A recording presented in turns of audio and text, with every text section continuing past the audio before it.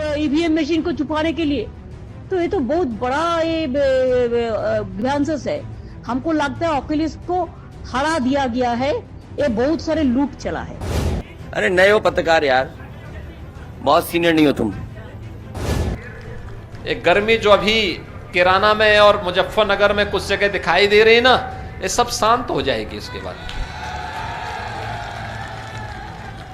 क्योंकि गर्मी कैसे शांत होगी, ये तो मैं मई और जून में भी इसको बहुत शिमला बना देता हूं। ए पुलिस वालों, ए पुलिस पुलिस ए पुलिस ए पुलिस वालों, क्यों ये कर रहे हो ये तमाशा? तुमसे ज्यादा बदतमीज कुछ नहीं हो सकता, क्यों ऐसा कर रहे हो भाई?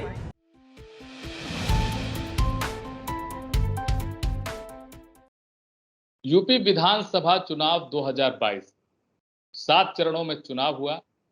10 तारीख को रिजल्ट आ गया। काफी गर्म मिजाजी रहा ये चुनाव। 7 चरण में बयानबाजियों का दौर अपने चरम पर रहा। मर्यादाएं भूलते हुए लोग बयानबाजियां करते रहे। नमस्कार, मैं शुभेंदु श्रीवास्तव। इस समय हम अपने वरिष्ठ सहयोगी प्रशांत कुमार शर्मा जी के साथ हैं।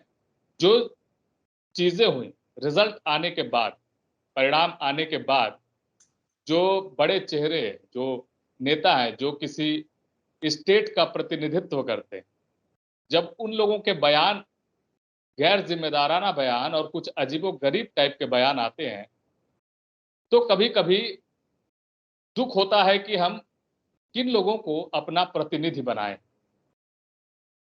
आप सही समझ रहे हैं, हम यहां बात कर रहे हैं अखिलेश यादव, ममता बनर्जी और मायावती की। रिजल्ट आने के बाद जिस तरह से इन लोगों के बयान आए हैं प्रेस कॉन्फ्रेंस के दौरान, या फिर कहीं से भी जिन लोगों ने बयान दिया है इन लोगों ने, वो सोचने लायक है। वो क्यों सोचने लायक है कि अखिलेश यादव हार से इतने तिलमिला उठे हैं कि पत्रकार के सवाल उनको चुभते नजर आए। एक प्रेस कॉन्फ्रेंस के दौरान पत्रकार को ही बोल दिया इन्होंने कि आपको अनुभव नहीं है पत्रकारिता का। मायावती की बात करें तो उन्होंने जाति कार्ड खेल दिया। हारने के बाद इतनी बौखला गई। बौखलाए भी क्यों ना, 4 बार की मुख्यमंत्री रह चुकी हैं। इस बार 2022 के विधानसभा चुनाव में उन्हें महज 1 सीट से संतोष करना पड़ा। और वहीं अगर हम दीदी की बात करें, दीदी यानी कि बंगाल की चीफ मिनिस्टर ममता बनर्जी की, आई तो थी अखिलेश यादव के समर्थन में कि उनके आने से हो सकता है अखिलेश यादव का कुनबा बढ़ जाए, वोटर बढ़ जाए, और हो सकता है अखिलेश यादव को उत्तर प्रदेश की कमान मिल जाए। ये सब तो ठीक है, खेला हो बे उनका एक फेमस नारा है।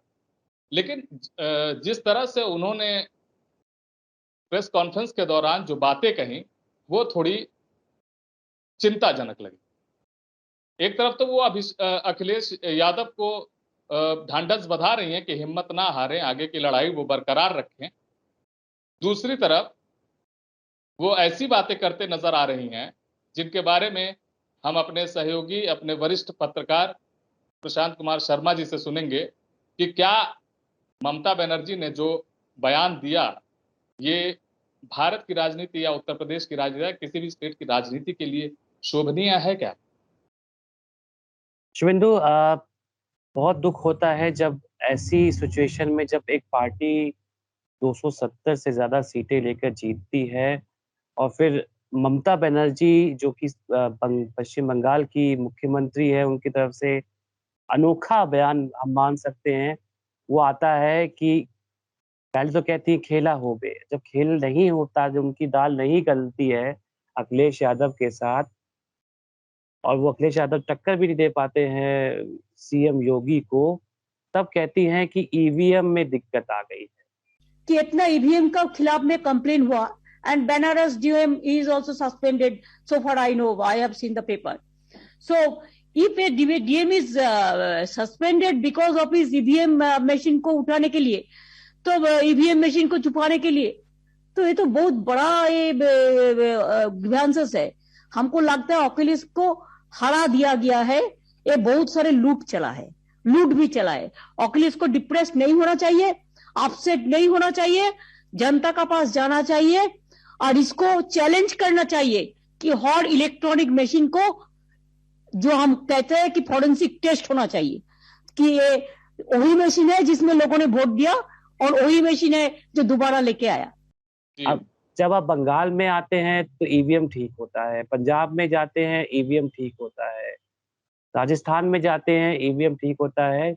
जहां जहां बीजेपी जीतती है वहां ईवीएम का रोना होता है। लेकिन इस बार ममता ने सारी हदें जो है वो क्रॉस कर दी हैं। उनका कहना है कि जिन वोटरों ने वहां पर योगी को जिताया है वो बहुत सेल्फिश है, उनको जो है कुछ नहीं पता है, वो सिर्फ एक लालच में आकर उन्होंने योगी जी के पक्ष में या बीजेपी के पक्ष में वोट दे दिया।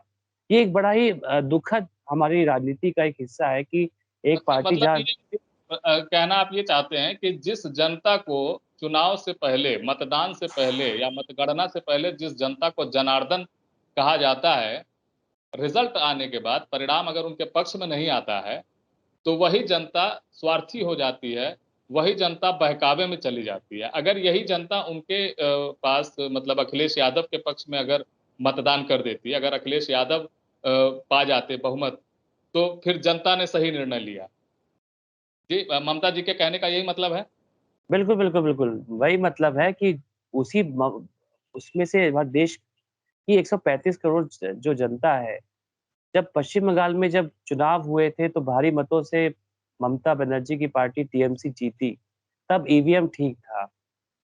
लॉ एंड ऑर्डर यहाँ सबसे बड़ा मुद्दा था। लॉ एंड ऑर्डर जो पश्चिम बंगाल की अगर कंपेयर करते हैं उत्तर प्रदेश से, तो लूट-मार, बलात्कार के अलावा घर जलाए जाते हैं, पार्टी वर्करों से की हत्या हो जाती है, लेकिन ममता बनर्जी चुप रहती है। लेकिन एक ईवीएम का एक इनको बहाना मिल गया इस बार कि ईवीएम में कुछ दिक्कत है, ईवीएम की जाँच होनी चाहिए, ये अखिलेश यादव को सीख दे रही है ममता बनर्जी। ये बड़ा ही दुखद है कि आप जिस जनता ने जिताया है, कोई पॉलिटिकल पार्टी हो, चाहे बीजेपी हो, सपा हो, कोई पॉलिटिकल पार्टी हो, उसको उस स्टेट की जनता ने जिताया है। आप उसको कैसे ये कह सकते हैं कि जनता ने जो है किसी लालच में आकर या किसी प्रलोभन में आकर जो है भाजपा को जिताया है, ये बहुत गलत है। ये गलत एक धारणा जो है लोग खासकर ये नेताओं के में आ रही है कि ईवीएम में गड़बड़ी हो गई। ये क्या वाकई में एक बीच में एक वीडियो भी आया था कि बनारस से कुछ ट्रक में ईवीएम लद के जा रहे थे, तो क्या उसकी क्या सच्चाई है? क्या मतलब अब तो खैर खबरें भी इतनी चल चुकी हैं कि वो ईवीएम ट्रायल के लिए था, तो उसको शिफ्ट किया जा रहा था। लेकिन एक बात मैं यहाँ पे पूछना चाहूंगा कि जैसे मैं जहां तक जानता हूं कि अगर ईवीएम को ट्रांसफर किया जाता है, मतलब एक जगह से दूसरे जगह पे अगर ले जाया जाता है, तो क्या पार्टी के सभी पार्टियां जो मतलब पॉलिटिक्स में हैं वहां पे जितनी पार्टियां हैं, उन पार्टियों को अवगत कराया जाता है क्या इस चीज के लिए कि जी ईवीएम यहाँ से वहां पे शिफ्ट करना है? नहीं, ये डीएम के निर्देश पे सारा कुछ होता है और पॉलिटिकल पार्टी को जो है सेकेंडरी होता है। अगर आप बताना चाहते हैं तो बताएं, अगर नहीं बताना चाहते तो कोई ऐसा रूल नहीं है कि आपको उन पॉलिटिकल पार्टीज को बताना पड़ता है। ये डीएम के अंडर आता है सारा ईवीएम की जो देखरेख और उसको सही जगह पे पहुंचाने का जिम्मा। तो ये कहना गलत है क्योंकि ममता ने एक प्रेस कॉन्फ्रेंस में ये भी कहा कि पंजाब में आम आदमी पार्टी ने अपने लोगों को वहाँ बिठाया, पश्चिम बंगाल में ममता दीदी ने जो है अपने कार्यकर्ताओं को वहाँ पर जहाँ पर वोटिंग हो रही थी वहाँ पर रात भर रखा और यूपी में नहीं कर पाए। जो पंजाब में नहीं हुआ कि पंजाब में आपका वर्कर्स प्रोटेक्ट किया है, हमारा इधर में भी यही करने चाहते थे। हमारा इधर में भी हम लोग मशीन को गार्ड करते हैं, लेकिन यूपी में गार्ड करने का कोई तरीका नहीं है। यूपी में क्यों नहीं कर पाए? सपा इतनी बड़ी पार्टी है, इतनी बार मुख्यमंत्री अखिलेश यादव से लेकर उनके पिता मुलायम सिंह यादव तक मुख्यमंत्री रहे हैं, इतना बड़ा जन समर्थन इस बार उनको मिला है, लेकिन ये बड़ा ही चौंकाने वाला होता है। बिल्कुल, जैसे ममता जी बंगाल की पॉलिटिक्स करती हैं, यूपी में आई, यूपी में हालांकि उनकी पार्टी लड़ भी नहीं रही थी चुनाव, वो यूपी में आई, इनका जो भी आपसी व्यवहार था या कुछ भी समर्थन में, अखिलेश यादव के समर्थन में आई, उनके प्रचार प्रसार के लिए। तो क्या ऐसा सोच के आई थी क्या यूपी में कि मैं जाऊंगी तो यूपी में भी खेला होबे वाला नारा दे के और खेल कर जाएंगी?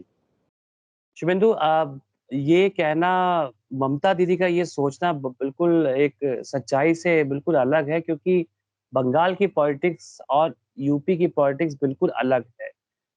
पश्चिम बंगाल में ममता ने ऐसा स्ट्रॉन्ग अपना एक ज़रिया बनाया है, जहाँ पर हर जो है, चाहे हिंदू, मुसलमान, बांग्लादेशी, सबका मिला के एक कॉम्बिनेशन है, एक कॉकटेल बनाया हुआ है ममता दीदी ने, कि वो उनको मजबूत करके रखा हुआ है। और कोई भी पार्टी कार्यकर्ता या कोई भी नेता ममता दीदी के कहे बिना वहाँ पर कुछ भी बोल नहीं सकता है। तो एक डर का माहौल जो है वो पश्चिम बंगाल में रहा है, क्योंकि कई पार्टी कार्यकर्ता मारे गए हैं, चाहे टीएमसी के हो, बीजेपी के हो। लेकिन उत्तर प्रदेश में बिल्कुल राजनीति अलग होती है। यहाँ पर इस बार ये पहली बार हुआ है कि भ्रष्टाचार पर चुनाव नहीं लड़ा गया है।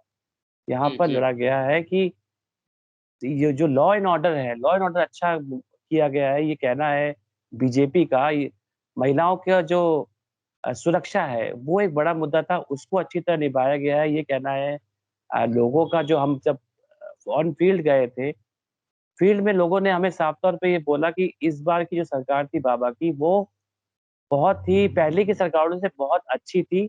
और इसका यही रिजल्ट आया कि इस बार 270 से ज़्यादा सीटें जो है बीजेपी को मिलती गई। और अखिलेश यादव का हारना इस बात पे था कि अखिलेश यादव ने कोशिश बहुत की, लेकिन वो जनता के बीच में जो योगी जी की बैड पॉलिटिक्स को, अगर वो जो देख रहे थे कि बैड पॉलिटिक्स कर रहे हैं, वो पचाने में शायद कामयाब नहीं हो पाए। जी, देखिए ममता तो ख़ैर अपना स्टेट सँभाल नहीं पा रही हैं, वहाँ पे दंगे जो कुछ दिन पहले बड़ा सुनने में आ रहे थे कि आग लगा दिए गए थे और तमाम जब इनके दुर्गा विसर्जन होता है तो बवाल होना स्वाभाविक है वहाँ पे। ख़ैर उनसे अपना स्टेट सँभल नहीं रहा है, वो आ रही हैं यूपी स्टेट में सरकार बनवाने, वो उनका पर्सनल व्यू है, व्यक्तिगत मामला है। लेकिन यहाँ पे मैं थोड़ा-सा इस पे फ़ोकस करना चाहूँगा कि जैसे उत्तर प्रदेश का चुनाव जिन मुद्दों को लेके हो रहा था, जिन मुद्दों को मतलब उठाया गया था, बेरोज़गारी, महँगाई, किसान आंदोलन और खेतों में जो जानवर दौड़ जाते हैं, हुँ, जानवरों हुँ। की वजह से खेती खराब हो जाती है। तो इन सब मुद्दों को विपक्ष ने उठाया तो, लेकिन अ, सोचना यहाँ पड़ जाता है कि इन मुद्दों को क्या और कोविड टाइम के भी जो चीज़ें रही हैं, उन चीज़ों को भी विपक्ष ने उठाया है। लेकिन क्या इन मुद्दों को सही से पब्लिक में ये मैसेज नहीं पहुँचा पाए जनता के बीच विपक्ष? या फिर जो इस समय बहुमत में आई है पार्टी, भारतीय जनता पार्टी, या इन्होंने जो काम किया भई जो विपक्ष कह रहा है बेरोज़गारी महँगाई, किसान आंदोलन इन सब का मुद्दा उठा रही है, लेकिन विपक्ष ने पक्ष ने क्या कहा सत्ता पक्ष ने कि हमने रोज़गार दिया। 4.5 लाख या 7.5 लाख जो भी है उन्होंने रोज़गार दिया। उन्होंने कहा कोविड टाइम में हमारी मैनेजमेंट अच्छी रही। मुझे ऐसा लगता है कि भारतीय जनता पार्टी ने इस चीज़ को समझाने में ज़्यादा सफल रहे, भारतीय जनता पार्टी ज़्यादा सफल रही, उनकी अपेक्षा जो विपक्ष में बैठ के सिर्फ़ नारे लगाते रहे, वो जनता के दिमाग तक उन बातों को नहीं पहुँचा पाए। क्या ऐसा है? बिल्कुल, बिल्कुल ऐसा ही है कि जब नरेंद्र मोदी ने साफ तौर पे ये बोला था कि कोविड के टाइम पे हमने हर संभव सहायता जो है लोगों को प्रदान की है। वैक्सीन से लेकर हॉस्पिटलाइज़ेशन का पूरा देख-रेख जो है मोदी सरकार के मंत्री खुद करते थे।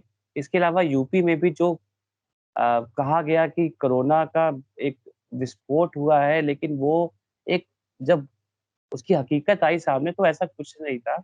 योगी सरकार ने खुद, यो हमने कई वीडियोज़ ऐसे देखे जब न यो योगी आदित्यनाथ खुद हॉस्पिटल में जाके और उन लोगों की हालचाल पूछते थे जिनको कोविड था, उनको खुद भी कई बार इसी कारण से कोविड हुआ। तो लोगों ने ये देखा कि जब हमारे मुख्यमंत्री इस जब कोरोना में कोई घर से बाहर नहीं निकल रहा है, तो उनका जो प्रधान सेवक है, सीएम, उत्तर प्रदेश का सीएम खुद जाके हॉस्पिटल में जाके सारा देख रहा है कि दवाइयाँ है कि नहीं है, लोगों के क्या हाल-चाल है। और फिर आप कह रहे हैं कि कोविड के टाइम पे जो है सीएम योगी ने कुछ नहीं किया, ये एक गलत चीज़ें शायद जनता को ये गलत लगी और उसका खामियाज़ा शायद अखिलेश को भुगतना पड़ा। और वही किसान आंदोलन किसान आंदोलन को जिस हिसाब, क्योंकि जयंत चौधरी को जब अखिलेश यादव अपने साथ लेके आए थे, तो यही सोच के आए थे कि किसान का मुद्दा इस चुनाव में सबसे बड़ा मुद्दा होगा। लेकिन जब नरेंद्र मोदी ने मास्टर स्ट्रोक मार के इस मुद्दे को ही खत्म कर दिया, तो उनका गठबंधन एक बेमानी लगने लगा, क्योंकि जयंत चौधरी एक बड़े जाट नेता है। इसी तरह अखिलेश यादव यादव बरादरी और अ, क्षत्रियों में बहुत बड़े नेता माने जाते हैं, तो उनको ये लगा, चाहे ओपी राजभर की बात करें, स्वामी प्रसाद मौर्य की बात करें, तो ये सब एक जो इन्होंने सोचा कि हम एक कंपाइल करके एक बड़ा स्टोरी कर लेंगे, हम एक बड़ी जो है एक बड़ी अच्छी बढ़त लेके हम जीत के आएँगे, तो शायद वो वहाँ एक गलती रह गई। ये पहले से ही पता नहीं इनके मन में क्या ऐसा आ गया कि हम तो मुख्यमंत्री बनने ही वाले हैं, क्योंकि हमारा जो गठबंधन है वो सबसे बड़ा गठबंधन है। ये एक गलती जो है अखिलेश यादव से हुई ये और तमाम बाकी पार्टियों ने भी यही कहा। मुझे लगता है कि अखिलेश ने यही सोचा कि तमाम क्षेत्रीय पार्टियों को मिला के हम एक होके लड़े भारतीय जनता पार्टी के खिलाफ। राजभर भी भारतीय जनता पार्टी छोड़ के आ गए अखिलेश के खेमे में, और उनके तो बयान माशाल्लाह रहे हैं। वो तो योगी जी को भीख उक मंगवाने तक की भी बात किए हैं।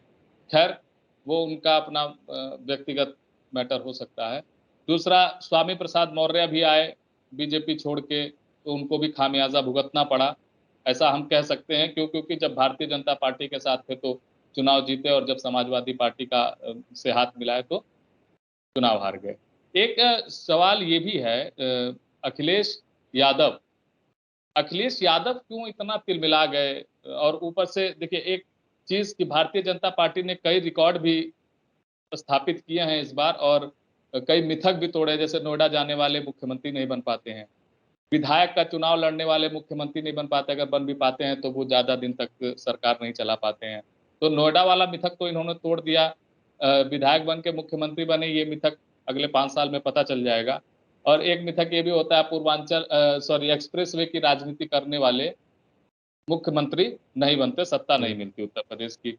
और एक जो रिकॉर्ड तोड़ा कि 37 साल से कोई भी पार्टी लगातार 2 बार सत्ता में नहीं आई है उत्तर प्रदेश की राजनीति में। अखिलेश यादव क्यों इतना तिलमिला गए? क्या उनको विश्वास नहीं था? और ऊपर से अभी बयान में अपने कहते हैं कि जी हम पिछले बार से अच्छी सीटें पाए हैं, और पिछले बार से हम भला परसेंटेज हम वोट ज्यादा पाए हैं, जो भी है परसेंटेज हाँ, हाँ, हाँ, उतने बिल्कुल। 10% वोट ज्यादा पाए। अब हमें ये नहीं समझ में आया, क्या ये परसेंटेज बढ़ाने के लिए चुनाव लड़ रहे थे, या फिर बीजेपी को हराने के लिए लड़ रहे थे? बड़ा कंफ्यूजिंग था। ये अखिलेश यादव इस बार चुनाव लड़ के आए थे। उन्होंने कहा कि पिछली बार हमें जो है 21% से ज़्यादा, हमें 2017 में जब चुनाव हुए तो 21 पॉइंट समथिंग इनको वोट परसेंट मिला था। और इस बार जो है 32% के साथ ये 10% का जो या 11% का जो उछाल था, उसमें बहुत वो खुश हो गए। लेकिन मुझे ये लगा कि ओवर कॉन्फिडेंस अखिलेश यादव को इस बार डुबो दिया, क्योंकि अखिलेश यादव और उनके कार्यकर्ताओं ने ये सोचना शुरू कर दिया कि 10 तारीख को अखिलेश यादव उत्तर प्रदेश के मुख्यमंत्री बनने वाले हैं। यानी ये आपने डिसाइड कर दिया कि ये भैया मैं पूरे तो मुख्यमंत्री बनूँ। बिल्कुल समाजवादी खेमे में ये पूरी लहर हो गई थी, और उनका ट्रेंड भी चल रहा था कि 22 में बाइसिकल, और आ रहे हैं अखिलेश मुख्यमंत्री 2022 में, इस तरह का ट्रेंड भी चल रहा था। और कहीं ना कहीं जो भीड़ विजय रथ यात्रा में, हालांकि हम लोगों ने जाके ग्राउंड पे जाके हम लोगों ने कवरेज की है, वहां पे भीड़ भी उनकी देखने लायक रही है।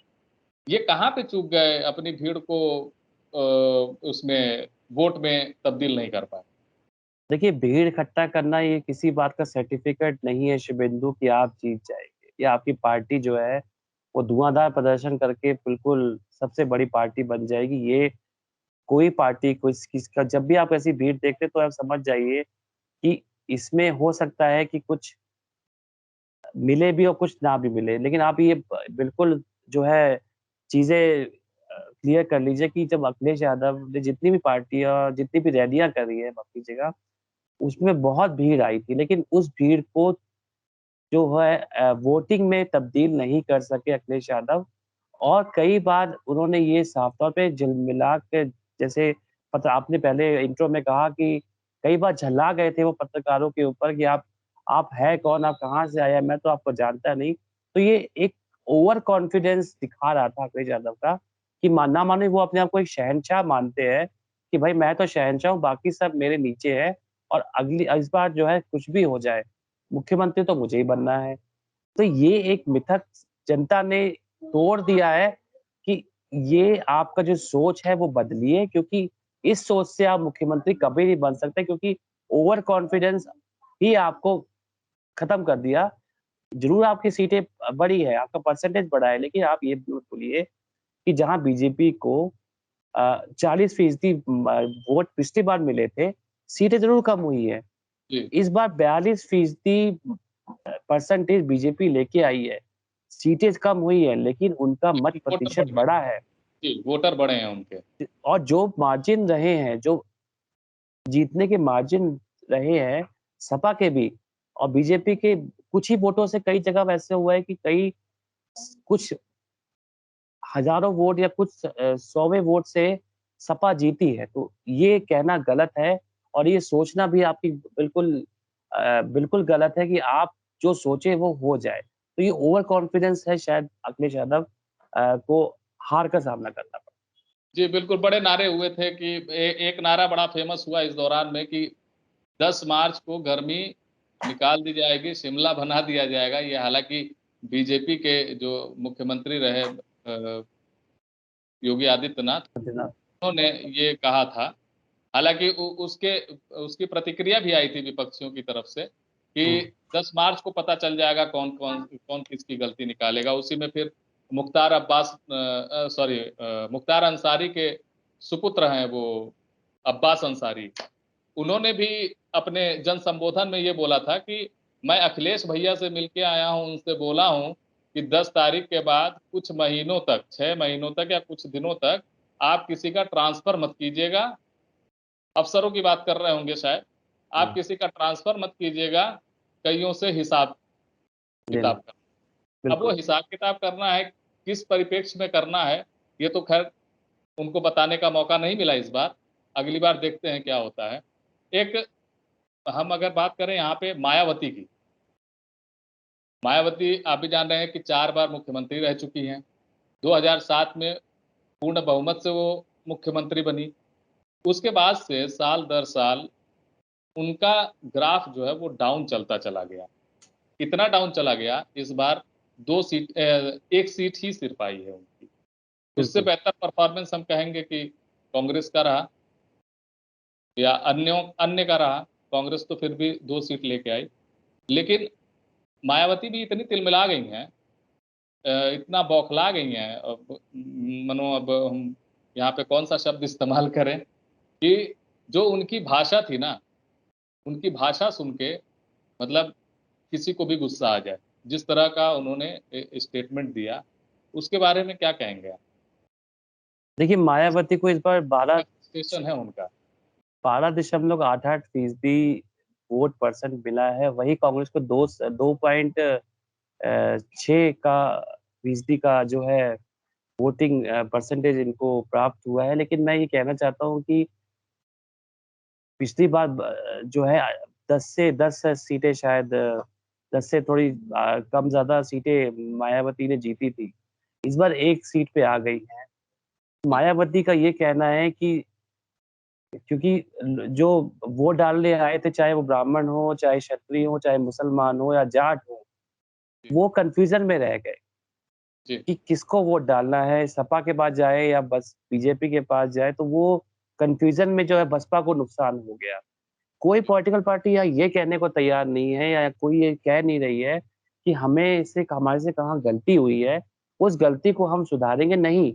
अपनी अपनी जो गलती हुई इसका ठीकरा दूसरी पॉलिटिकल पार्टी पे डालने का ये नया ट्रेंड जो शुरू हुआ है, ये मायावती भी इसमें अब कूद पड़ी है, क्योंकि मायावती ने साफ तौर पे कहा कि हमें वोट मिले हैं, लेकिन हम जिस एक्सपेक्टेशन से चाहते थे हमें वोट मिले, उसको हम वोटिंग या सीटों में कन्वर्ट नहीं कर पाए। वो जाटव के ऊपर कुछ हमला कर रही थी, जाटव समुदाय के ऊपर। उनका या जी जाटव इस बार सबसे ज्यादा टारगेट जाटव ही थे, क्योंकि इस बार जैसे सपा सोच रही थी कि जाट का वोट सबसे ज्यादा उसको मिला, क्योंकि जयंत चौधरी भी जी। जो है आरएलडी जो है लोकदल वाले भी इनके पक्ष में आ गए थे, तो जहां 21% वोट बीजेपी को पड़ गए जाट हाँ, के, वही 14 से 15% वोट आप सपा के पास चले गए। तो आप खुद ही हिसाब लगाइए कि जाट कि का जो उनके पास जाट का ग्राफ था, वो जहां सपा सोच रही थी अब उस 35% से 36% जाट जो है सपा के पक्ष में वोट देंगे, वो बीजेपी बाजी मार गई उसमें। तो यहाँ पर यही कहना है कि मायावती भी इसी बहकावे में रह गई कि मायावती के साथ अब कोई भी बड़ा चेहरा नहीं है। सभी चेहरे जो है किसी ना किसी पॉलिटिकल पार्टी में ज्वाइन कर लिया है। मायावती का अकेला चेहरा है जो चुनावों में है, जो है अपनी किस्मत आजमाता है, और जनता ने तो बिल्कुल इस बार बसपा को साइडलाइन कर दिया है, क्योंकि जहां कांग्रेस ने 2 वही सीटें है। जीती है। जी, हो सकता है बसपा में ये अकेले रह गई हूँ, उसी का फ्रस्ट्रेशन उन्होंने निकाल दिया होगा। जरा वोटों की बात अगर हम यहाँ पे करें, तो जो सुनने में आया है और जैसा रिपोर्ट्स कह रहे हैं कि मुस्लिम समुदाय का वोट एक तरफ पड़ गया है। एक तरफ मुस्लिम समुदाय का ये तय था कि उनका वोट किधर जाना है। 100% तो नहीं कहेंगे, लेकिन हाँ कुछ परसेंट ऐसा है कि जिनका तय था कि किधर जाना है। अगर हम वोट प्रतिशत की बात कर लें, तो ये जान लीजिए कि जो पहला चरण और दूसरा चरण था, उसमें वोटिंग सबसे ज्यादा हुई थी। 5वें और छठे चरण से ज्यादा उसमें वोटिंग हुई थी। सबसे ज्यादा वोटिंग हुई दूसरे चरण में। हम्म, लेकिन पहले और दूसरे चरण की वोटिंग प्रतिशत को ही देख के मेरे ख्याल से अखिलेश यादव और उनके साथ सहयोगी दल जो थे वो ओवर कॉन्फिडेंट नजर आए कि वोटिंग ज्यादा हुई है, हो सकता है तख्ता पलट हो जाए। लेकिन जैसा उन्होंने सोचा वैसा हुआ नहीं। खैर, काफी लंबा डिबेट हो गया। हम ये यहाँ पे यही कहना चाहेंगे कि जनता ने, उत्तर प्रदेश की जनता ने को विकास दिखा है, और इस बार जाति धर्म की राजनीति या जाति धर्म की वोटिंग ना हो करके मेरे ख्याल से ये विकास पे या जो भी कार्य जनता को दिखा है उस पे वोटिंग हुई है। बिल्कुल आप भी बिल्कुल आप भी सहमत हैं इस बात से? बिल्कुल बिल्कुल सहमत हूँ मैं। विकास के नाम पे ही इस बार वोटिंग हुई है, ना किसी के आरोप पे उसका वोट शेयर कटा है, कुछ नहीं है। सिर्फ ओवर कॉन्फिडेंस से अखिलेश हारे हैं और योगी जी विकास के नाम पे ही जीते। अब 2024 और 2027 में क्या करेंगे ये? 2024 में तो मुझे यही उम्मीद है कि जो हमारा जो पत्रकारों का जो एक सोच होती है, जो बातचीत करके वो सोचते हैं कि 24 में जो लोकसभा के चुनाव आने वाले हैं अब, उसमें बीजेपी को हराना, इन यूपी से लेकर जो 4 राज्य भी जीते हैं, मुश्किल हो जाएगा, क्योंकि आप जो सोच अभी है विकास, क्योंकि अब बीजेपी और कोशिश करेगी लोगों को कि बीच में जाके विकास की बातें करेगी, विकास दिखाएगी, और मोदी जी भी सेंटर से कुछ ऐसे कार्य योजना लोकार्पण ज़रूर करेंगे, जिससे जो लोकसभा का जो सीटें हैं, जो यूपी सबसे बड़ा जहाँ से सीटें आती हैं, उसको ज़रूर अपनी तरफ करने की बीजेपी कोशिश करेगी कि ये वोटिंग जो हुई है उसका फ़ायदा 2024 के लोकसभा चुनाव में मिले। जी, जी। चलिए, अच्छा लगा प्रशांत जी आपसे बात करके इन मुद्दों पे। हम अपनी चर्चा को यहीं पे विराम देते हैं। खैर, 2024 और 2027 तो अभी 2027 तो अभी बहुत दूर है, लेकिन 2024 की तैयारी मेरे ख्याल से विरोधियों को अभी से कर देनी चाहिए। क्यों?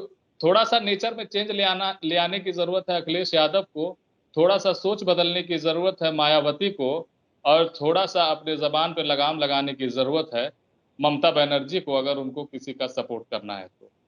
ये चीजें सियासी हैं। सियासत में लोग एक दूसरे के ऊपर आरोप प्रत्यारोप का सिलसिला शुरू कर देते हैं। बयानबाजियों का भी दौर शुरू हो जाता है। कुछ तिलमिला जाते हैं, कुछ खुशी खुशी रह जाते हैं, कुछ हार को भी अपना सेलिब्रेट करते हैं, कुछ कुछ जीत कर भी हारा हुआ महसूस करते हैं। ये राजनीति है। खैर, हमारी चर्चा यहीं पे समाप्त होती है। आप बने रहें हमारे साथ, ताज़ा अपडेट आपको हम देते रहेंगे और रोज हम कोशिश करेंगे कि एक मुद्दे पर हम इस तरह से आपके साथ चर्चा परिचर्चा करते रहें। हमें दीजिए इजाजत, आप बने रहिए हमारे चैनल पे। धन्यवाद।